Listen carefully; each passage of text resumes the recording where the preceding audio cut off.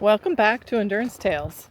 It is Sunday, February 1st, and Hope is going to do the 50-mile ride in Wickenburg at Land of the Sun on February 7th, on Saturday. And so we're getting a little leg stretching ride in here.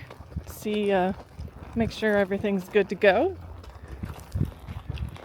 And on this video, I thought I might share a little bit about what I'm going to do in this next week to prepare her for this ride.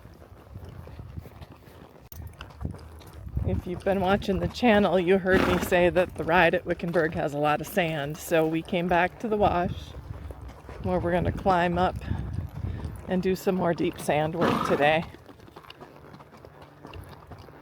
So it'll be kind of an easy ride for her. Come on.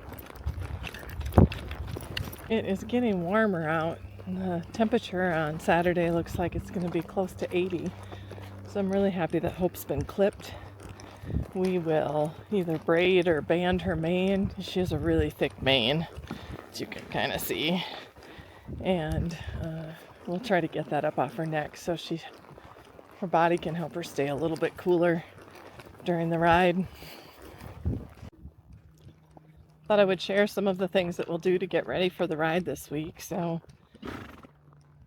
one thing I like to make sure is that my girth and my saddle pad are clean before a distance ride, just because we don't want any reason for them to get sores or anything. So actually I washed my saddle pad a couple days ago and I rinsed out my girth. So that's ready to go. I will make sure any boots I'm going to pack along are cleaned up and ready. She wears little brushing boots on her back legs. We'll make sure those are all cleaned up, and I'll probably, after I wash them and they dry, put them right on her saddle so that I don't forget to put them on her on ride morning. The other thing we will do is we will start. Right now she already gets mash a couple times a day, so a little beet pulp with some alfalfa pellets. The hay situation here in Arizona is a lot more expensive than hay at home, and so I like to feed them mash a couple times a day. I think they eat less hay, and I like to keep hay in front of them 24/7, so the mash just kind of helps supplement it. So that's already on board, but I'll make sure that we put some salt in the mash twice a day, and then maybe Wednesday or Thursday I'll add some electrolytes just in the mash that she'll eat, so that should be good and hydrated by the time the ride starts. I'm not sure if you can tell, but the hillsides are just teeming with these pretty little orange poppies. Beautiful out today. So it's kind of warm for my Minnesota blood.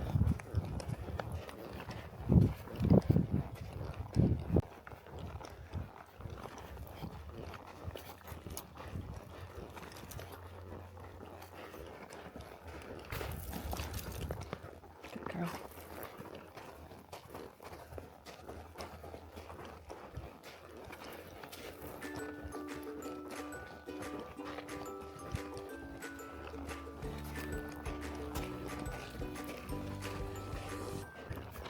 Another important thing to make sure is in good shape before you do a ride is hoof wear. So Hope has Easy Care VersaGrip glues on her feet. They've been on for about 3.5 weeks. They got put on right before she did the 25 miles at the Tunnel Twist. And so hopefully we'll be able to get through the ride on Saturday with these same shoes. Did notice that one of them's kind of pulling away on one of her back feet, so I will make sure I have several spare Renegades with me during the ride, strapped to my saddle, just in case we need a backup plan.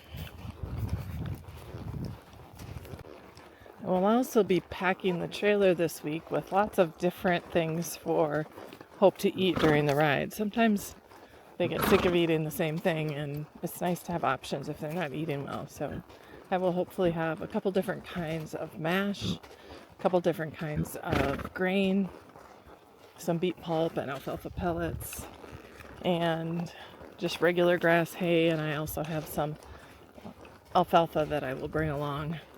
The alfalfa is really nice because it's got lots of calcium in it.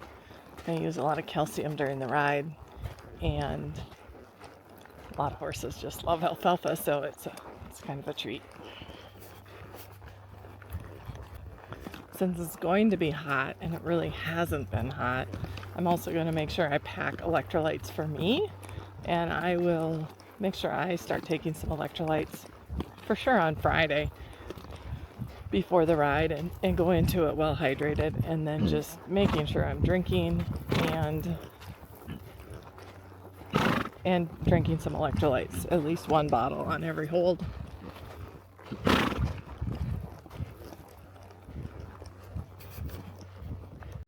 I like to pack things for me to eat that are easy and very light. So a protein shake for breakfast or a yogurt shake works good. And that might be lunch also. It is good to have some solid food, but you just have to experiment and see what works for you to eat while you're riding. I know sometimes it's hard to take care of your horse and take care of yourself, but it's really important that you don't get heat stroke or dehydrated, and that you're eating and drinking just as well as your horse is. The other thing I need to make sure I do this week is get her ice boots frozen. Right now they're just sitting in the trailer and they won't do us much good that way. So after the ride is over, it's nice to put ice on their legs and wrap or do some sort of leg care, whether it be poultice or standing wraps. But I always like to ice first. And so we'll make sure we get those ice boots frozen and then get them packed for the ride as well. Last Sunday, getting her ready for this ride this weekend, we went to McDowell Mountain Regional Park and rode 13 or 14 miles. But the park was very busy. It was Sunday at about 11 o'clock, and just lots of bikers and bikers and bikers and more bikers. A few hikers, but mostly bikes. And it's actually, it can be a little bit challenging to try to get some good cadence or consistency in your ride with so many bikes. We did find a trail that wasn't too bad. I was really happy with how Hope did at that ride. She handled all that like a champ.